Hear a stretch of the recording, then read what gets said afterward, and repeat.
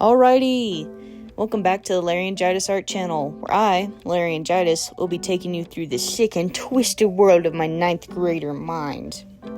I definitely thought I was an absolute genius, artistic cartoonist savant when I was in high school. I distinctly remember thinking, probably after drawing on My Little Pony OC or something, most people have a bad phase for their art. I managed to completely skip this without any sort of self-awareness as like a 14-year-old. So let's take a trip together down memory lane and step on a rock and fall down a hill and bust our heads open. I'm going to start out a little slow and steady with this Google challenge that my art teacher had us do. I still think this is a fun idea and I remember having a blast making it. I also remember that my superiority complex was so bad when it came to art, literally nothing else in my life. But when it came to art, so I'd look around at all the other students' Google challenges that they were doing, and I remember thinking, these simple minds simply cannot get to my art level where I draw goofy little aliens around all the letters in the Google symbol. Yeah, whatever. Next up, this little guy was my quote-unquote persona of some sort, like a weird dog creature. I mainly just drew them because I was absolutely incapable of drawing people, like people's faces in particular. I still am a little uncomfortable drawing people just because I never really cared too much to do it. And whenever I draw people now, they kind of look like weird alien monsters. But I have a project that I'm working on, and it is perfect exposure therapy for me. And that'll be pretty cool. Stay tuned for that. No spoilers. Anyway, they have primary colored hair because I was obsessed with the primary colors and desperately wanted to dye my hair wacky, crazy colors, but was relegated to a really, really unattractive red that made me look like Fiona from Shrek because it had brought out a sort of sickly green shade in my translucent, just absolutely glass of milk, eggshell white pale skin.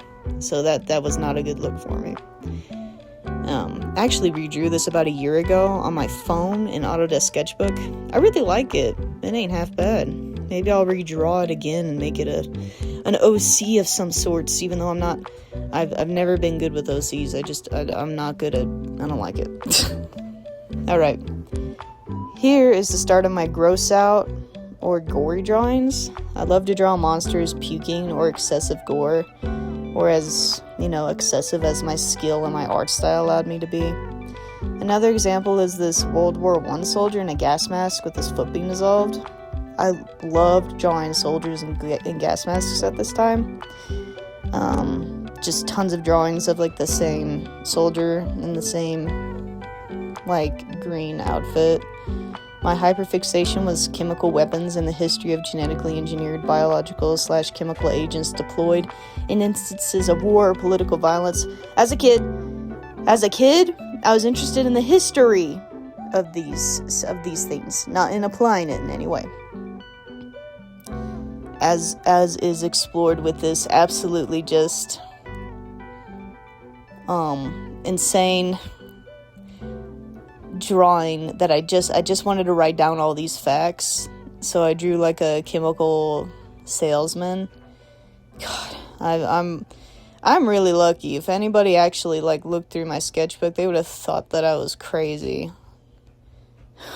Anyway, this was indicative of my continuing extreme interest in body horror, chemicals, and diseases. I was fascinated by World War I, but just because of the rapid development of chemical weapons like mustard gas and/or chlorine gas. I accidentally made mustard gas as a kid in a zero ventilation shed and almost killed both me and my sister, so I guess that incident stuck in my brain a little bit. I was trying to make... so I was really into Bubble Witch Saga. Does anybody remember that game? I played it on my Kindle Fire.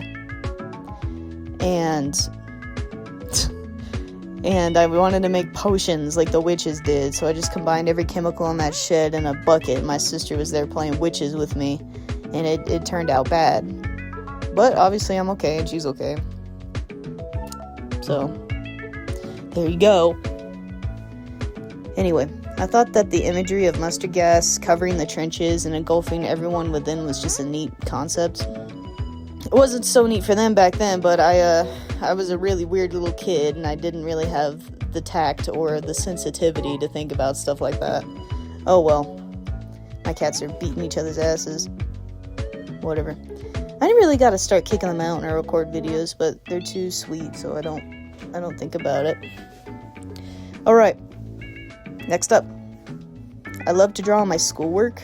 Kind of ties back into me thinking I was hot shit and that I was a sensitive artistic genius or whatever. But I never got in trouble for it, so I kept doing it. God, this rat that I drew has terrible rickets. I think I had no clue how to draw the legs and feet in perspective to the bodies, so we have this mess. This one is really funny because a kid in my grade commissioned me. It was like 2 quarters, belly button and a paper clip, but whatever. To draw him a profile picture for either his Twitch or Instagram, I don't remember. I think he was trying to do like gaming stuff. I think he might have died too, but I don't remember. He wanted like a kick-ass wolf smoking a fat joint. I was so proud of this wolf too, and I don't think that he ever ended up using it. Tom Servo! And Crow! I was obsessed with Mystery Science Theater 3000 when I was a kid, and I would constantly like during class, when I should have been paying attention, I would just draw them on my arms and my body, like my hands. I even had the nerve to sign this Tom Servo on my hand. God! Whatever. Who does that? Whatever. Anyway, I drew fan art of Crow all the time in particular because I had a huge crush on him. Like bad. I had the biggest crush on Crow, and it forced me to learn how to draw people. If I can find, because I do remember this one drawing that I made sticks out in my head like a fucking siren. It goes off in my head. And it was of, not me, but like, I think it was a goth girl because, I don't know. And she was kissing Crow. It looked terrible. If I can find it, I'll put it in this video, but I think I had like the self-preserving like instinct to not take a picture of that one. Anyway, I had a Tom Servo Funko Pop on my bookshelf right next to my kick-ass science beakers and doodads that would boil from your hand heat. I miss having like little knickknacks like that all around. I need to start collecting various novelty knickknacks. Alright, Nemesis riding on a skateboard. Hell yeah. I had never played Resident Evil 3. The only game that I played at that point was Resident Evil 1, and Nemesis is not in that one, so a bit of a poser there. Some Ding Dong from Oni Plays fan art. I went from absolutely worshipping the Game Grumps and thinking they were God's gift to comedy, to absolutely dropping them like hot potatoes and never watching them again when I discovered Oni Plays. I watched Oni Plays until Ding Dong and Julian left, and then I briefly came back when they returned to play like Bart's Nightmare and I think WarioWare. And then I promptly left and I never watched Oni Plays again. Occasionally I'll watch an animated, like fan animated video, because I think those are really fun. I especially like Miles John's animated videos. But that's about it.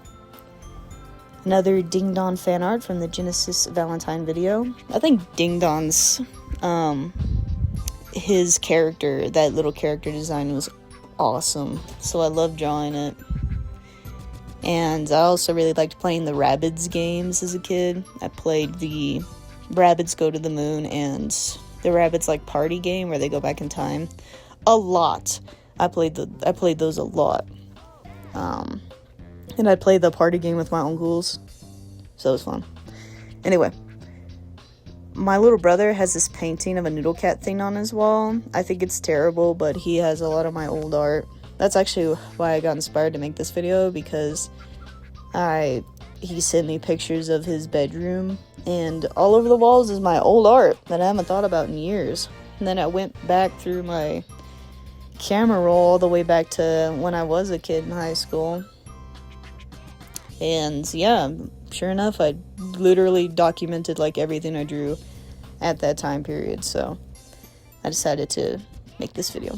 Anyway, I hated painting so much as a little kid, and now I love it. So that's some character growth there. I was also just buns and ass at it for so long. It takes me forever to learn new things, so I was not open and willing to commit time when it looked so bad to me. It's another one of those things where if I'm not good at it immediately, there's no point, you know. I also drew Squidward and Sandy fan art. I don't know what to say about it, whatever. A Pinkie Pie Bishoujo drawing. I remember drawing this after seeing the statue in a comic and game store for the first time and being so sad that I couldn't afford her. A Bishoujo Fluttershy, this time digital painting or drawing.